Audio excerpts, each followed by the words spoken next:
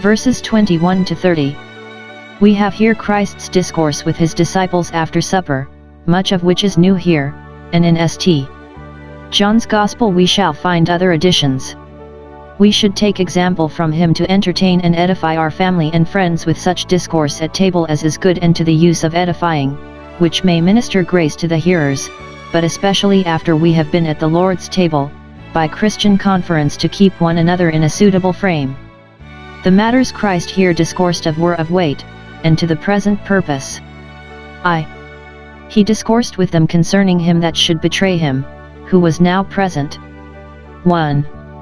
He signifies to them that the traitor was now among them, and one of them, v. 21.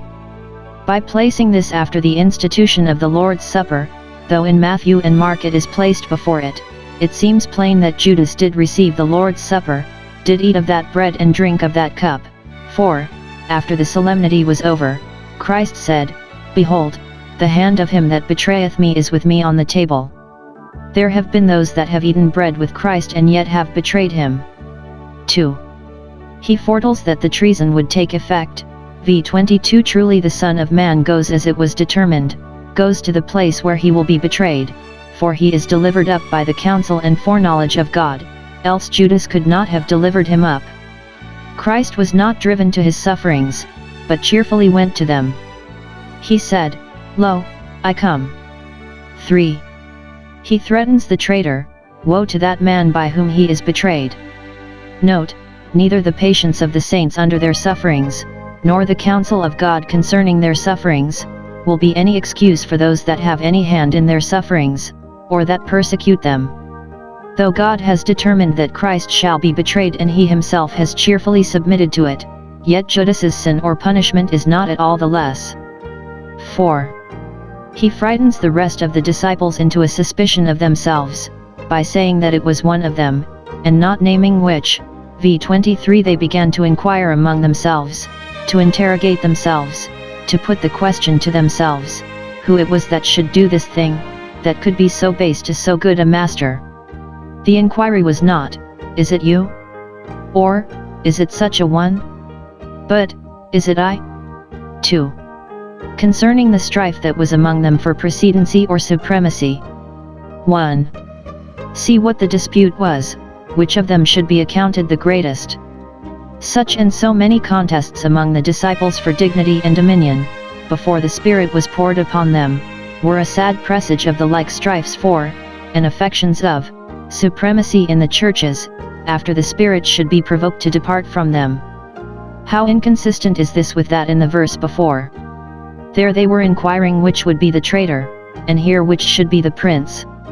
Could such an instance of humility, and such an instance of pride and vanity, be found in the same men, so near together? This is like sweet waters and bitter proceeding at the same time out of the same fountain. What a self-contradiction is the deceitful heart of man. 2. See what Christ said to this dispute. He was not sharp upon them, as might have been expected, he having so often reproved them for this very thing, but mildly showed them the sin and folly of it. 1. This was to make themselves like the kings of the Gentiles, who affect worldly pomp, and worldly power, v. 25. They exercise lordship over their subjects, and are ever and anon striving to exercise lordship too over the princes that are about them, though as good as themselves, if they think them not so strong as themselves. Note, the exercising of lordship better becomes the kings of the Gentiles than the ministers of Christ. But observe, they that exercise authority, and take upon themselves to bear sway, and give law, they are called benefactors Euergetes, they call themselves so, and so their flatterers call them, and those that set themselves to serve their interests. It is pretended that they have been benefactors, and upon that account they should be admitted to have rule, nay, that in exercising authority they are benefactors. However they may really serve themselves, they would be thought to serve their country. One of the Ptolemies was surnamed Euergetes the benefactor. Now our Saviour, by taking notice of this, intimates, 1. That to do good is much more honorable than to look great, for these princes that were the terror of the mighty would not be called so, but rather the benefactors of the needy, so that, by their own confession, a benefactor to his country is much more valued than a ruler of his country. 2. That to do good is the surest way to be great, else they that aimed to be rulers would not have been so solicitous to be called benefactors. This therefore he would have his disciples believe, that their great honor would be to do all the good they could in the world. They would indeed be benefactors to the world, by bringing the gospel to it. Let them value themselves upon that title, which they would indeed be entitled to, and then they need not strive which should be the greatest, for they would all be greater treater blessings to mankind than the kings of the earth, that exercise lordship over them. If they have that which is confessedly the greater honor, of being benefactors, let them despise the less, of being rulers. 2. It was to make themselves unlike the disciples of Christ, and unlike Christ himself. You shall not be so. V 26:27. It was never intended that you should rule any otherwise than by the power of truth and grace, but that you should serve. When church rulers affect external pomp and power, and bear up themselves by secular interests and influences, they debase their office, and it is an instance of degeneracy like that of Israel when they would have a king like the nations that were round about them, whereas the Lord was their king. See here. 1. What is the rule Christ gave to his disciples? He that is greater among you, that is senior, to whom precedency is due upon the account of his age, let him be as the younger, both in point of lowness of place, let him condescend to sit with the younger, and be free and familiar with them, and in point of labor and work. We say, juniors ad labors, seniors ad honors. Let the young work, and the aged receive their honors. But let the elder take pains as well as the younger, their age and honor, instead of warranting them to take their ease, bind them to double work. And he that is chief, ho higumenos, the president of the college or assembly, let him be as he that serves, ho diakono, and as the deacon, let him stoop to the meanest and most toilsome services for the public good, if there be occasion. 2. What was the example which he himself gave to this rule? Whether is greater, he that sitteth at meat or he that serveth? He that attendeth or he that is attended on?